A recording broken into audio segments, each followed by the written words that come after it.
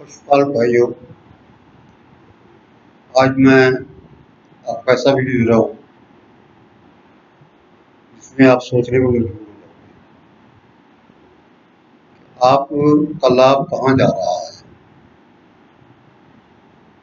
Video तो कैसे हमने कड़ड़ी या बछड़ी को पालना है उस पे है, लेकिन इसका जो बेस है, इसका जो आधार है वो ये है कि हमें पशु की जो टोटल आयु है उसको कैसे प्लान करना है। पशुपालक जो अपनी आमदनी है, जो अपनी आय है, वो दूध से नहीं है। उसकी आय अपने घर में कचड़ी या बछड़ी पैदा करके उसको तैयार करके गाय या भैंस बनाकर बेचने में है। अब अगर देखा जाए तो हमारी कचड़ियाँ कितने प्रतिशत बचती हैं? लगभग आधे से भी कम। इसका मतलब ये है कि हमें बछड़ी या कचड़ी पालने में कहीं ना कहीं महारत हासिल नहीं है। उसको कैसे पालना है वो मैं बताऊंगा। गाय या भैंस की कुल आयु 15-16 साल है। आदमी की आयु 100 साल है। इसका मतलब ये निकलता है कि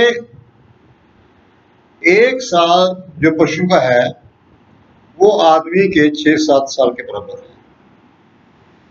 यानी कि जो शरीर में चेंजेस जो है कि आदमी के 7 साल में आती हैं वो पशु के 1 साल में आ जाती हैं। या इसका दूसरा माना ये लगा लो कि मनुष्य को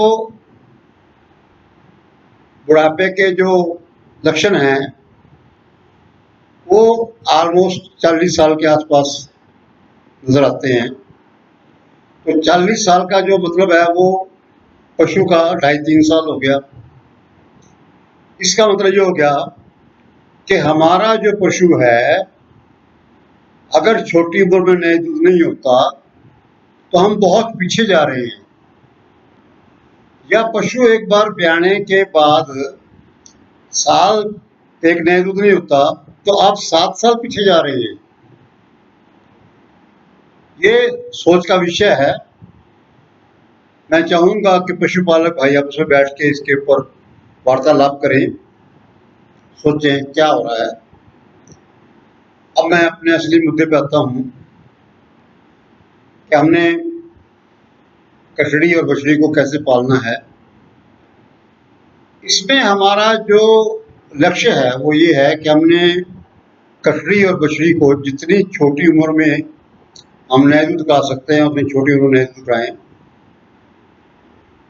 और जितने ज्यादा ब्यात हम ले सकते हैं उतने ज्यादा ब्यात लें। 15-16 साल जो है कि इसकी उम्र है। हमारे यहाँ क्या होता है कि 2-3 ब्यात 4 लेते हैं क्योंकि ज्यादा उम्र में जो है कि कचड़ी बछड़ी नई दूध होती है। और उसके बाद जो है कि ये पशु हजारों रुपए का पशु जो है कि सैकड़ों रुपए में कटने के लिए बेच देते हैं। पशु कितने में तैयार हुआ, आपने पशु को बेच दिया, आपकी जरूरत है घर में, आपको नया पशु लेना पड़ गया, वो सारा जो दिया है वो तो समझो एक किस्म से मुफ्त के भाव चला गया।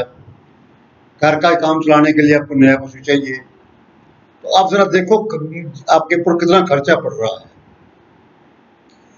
अगर हमारा वो पशु हर साल ब्याता तो हमें उसको बेचने की क्या जरूरत थी, या नया हमें परचेज करने की क्या जरूरत थी।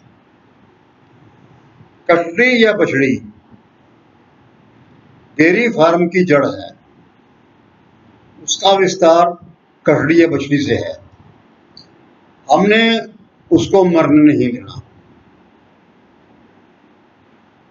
जब कटरी या बछड़ी पैदा हो गई, मैं मोटी मोटी बातें आपको बताऊंगा, उसको पहला खीस जरूर पिलाना है, क्योंकि उसमें कई किस्म की बीमारियों को रोकने के तत्व हैं। खीस पिलाने के लिए आपने, जैसा रिवाज है, जेल डालने का इंतजार नहीं करना। ब्याने के बाद जितनी जल्दी हो सके खीस निकाल के बोतल से पिलाना है, क्योंकि ब्याते ही ल्योटी में खीस बहुत कम है, लेकिन थोड़ी देर के बाद ही ल्योटी जो है दूध से भर जाएगी और इतना खीस बच्चे के लिए पीना आसान नहीं है। उसके बाद जब आपने पशु से उसको दूध पिलाना है, वो दूध उसके वजन का 10% चाहिए। यानी कि अगर 10 किलो का बच्चा है तो हमें 1 किलो दूध पिलाना है, आधा किलो सुबह, आधा किलो शाम। वजन बढ़ता है, दूध बढ़ा देना है। उसके बाद पशु थोड़ा घास खाना शुरू करता है। हम क्या गलती करते हैं कि टोकरा भर के घास उसके आगे रख देंगे। उसकी खाने की कैपेसिटी नहीं है इतनी, वो लगा रहेगा, मुंह मारता रहेगा, उसमें पेट उसका भारी हो जाएगा और वो मौत का कारण बनेगा। 6-7 दिन के बच्चे को हमने पेट के कीड़ों की दवाई देनी है, और ये दवाई हर महीने देनी है 6 महीने तक। 6 महीने में कीड़े खत्म नहीं होंगे, लेकिन कीड़ों का असर खत्म हो जाएगा। जहाँ पशु पालक नहीं और गलती करता है, कोई नीम की निबोली दे देगा, कोई तेल दे देगा, कोई लस्सी पिला देगा, इवन कोई जो है राख दे देते हैं। जो बच्चा अपनी माँ का दूध नहीं हजम कर रहा, ये सारी चीजें कैसे हजम करेगा? ये आप विचारो, ये चीजें नहीं देनी चाहिए। उसके बाद तीसरा कारण जो है कि जो बच्चे का मरने का है, वो है कि हम शुरू में दूध का इस्तेमाल नहीं करते और वो दूध बच्चों को पिलाना छोड़ देते हैं। अब बच्चे की हजम करने की एक हद है, उस हद के बाद जो है कि वो दूध है वो वही उसको नुकसान करेगा। हो सकता है कि उसका नुकसान आपको अब नजर ना आए, लेकिन जब बच्चा 2.5-3 महीने का हो जाएगा तो आप देखोगे कि उसके शरीर की चमड़ी जो है वो सूखने लग गई है, बच्चा कमजोर हो गया है। पशुपालन उसको और ज्यादा दूध पिलाएगा। ये जो कुछ भी हो रहा है, ये उस दूध से हो रहा है जो 2-2.5 महीने पहले उसने पिया था। छोटा पशु है, उसको ठंड लग गई। ठंड जो है कि हमेशा नीचे से लगती है, नीचे जमीन गर्म गिल्ली है, बिछौना नहीं है, पेशाब गोबर जो है वो नीचे जो है कि सलाब है, उस सलाब से ठंड लगती है और उसमें फिर वही काम शुरू हो जाएगा। कोई निम्बोली देगा, कोई तेल देगा, कोई घी देगा, उससे उसकी डेथ हो जाएगी। तो ये छोटी छोटी बातें हैं जिनका अगर आप ध्यान करोगे तो उसकी डेथ नहीं होगी। हमने कटरी या बछड़ी को तैयार करना है। बछड़ी का जो वजन है हमने 250 किलो तक ले जाना है। कटरी का वजन 2 साल में 300 किलो तक ले जाना है। बछड़ी का 250 किलो जो है वो हमने 1.5 साल में ले जाना है। 3-4 महीने से पहले बच्चा फीड हजम नहीं कर सकता, उसको आपने फीड नहीं देनी। चौथे महीने फीड शुरू करनी है और वो आपने शुरू करनी है 150 ग्राम से। बच्चे की सेहत देख लेनी है कि वो 100 ग्राम हजम करता है या 50 ग्राम नहीं करता है।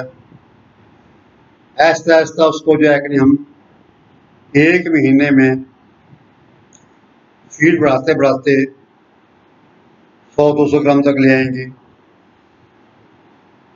इसी तरह थोड़ी थोड़ी बढ़ा के 1 साल की उम्र तक हम 1 किलो रोज को ले आएंगे। ककड़ी में 2 साल तक हम 2 किलो तक ले जाएंगे। बछड़ी में 1.5 साल तक 1.5 किलो तक ले जाएंगे। क्योंकि फीड जो है हम दूध के मुताबिक देते हैं। दूध बच्चा नहीं देते, तो दूध की निकासी से जो कमजोरी आती है फीड उसको दूर करती है। अब बच्चा जो है वो दूध नहीं दे रहा लेकिन हम उसको फीड दे रहे हैं, तो ये जो फीड है इस समय में उसका वजन बढ़ाएगी। जितनी जल्दी आप वजन उसका अटेन कर लोगे उतनी जल्दी वो नहीं दूध हो जाएगी। ब्याने के बाद जिम्मेदार आम गलती करता है कि पहली गर्मी छोड़ देता है। पहली गर्मी छोड़ने के बाद जो दूसरी गर्मी है वो आती है या नहीं आती है, बहुत लेट आती है, तो उसमें कितनी उम्र निकल जाती है, कितना आपका समय बर्बाद हो जाता है, उसका आपने ध्यान देना है। तो मैं आपको यही बताऊंगा कि पहली गर्मी ना छोड़ो, क्योंकि पहली गर्मी में जो है अपने शरीर के अंदर सारे तत्व मौजूद होते हैं। छोटी सी बात, इस समय मैं आपको थोड़ी सी गाभिन पशु के बारे में बताऊंगा। पता नहीं क्या बात है, पशुपालक ये समझता है कि गाभिन पशु को हम जितना ज्यादा देंगे उतना ज्यादा वो दूध देगा, लेकिन ऐसा नहीं है। जितना ज्यादा दोगे उतना वो नुकसान करेगा। पशुपालक जरा एक सवाल का जवाब मुझे दें कि जब खेतों में फसल पकने पे आती है या निसार पर आती है, तो क्या हम उसको खाद भी डालते हैं, पानी देते हैं?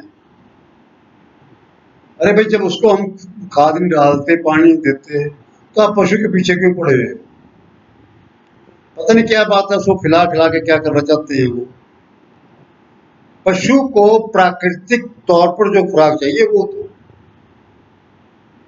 अब पशु जब जंगल में जाता था वहां उसको कौन सी खुराक देता था, लेकिन जंगल में पियाने वाले पशुओं के बच्चे तंदुरुस्त होते हैं।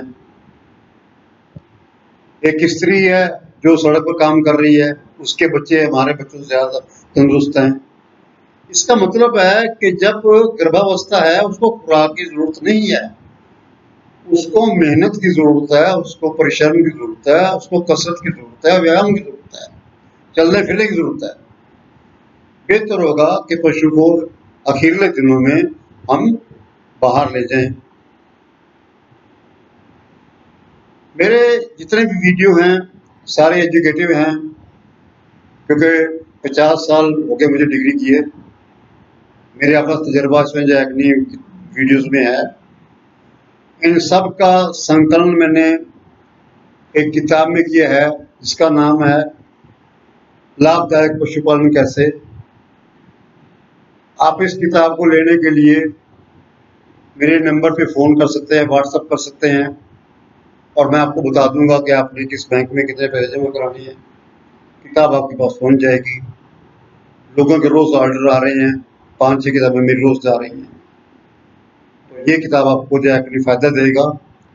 मैं आपको प्रेस तो नहीं करूँगा, लेकिन इतना ज़रूर कहूँगा कि ये आपके लिए लाभदायक हो।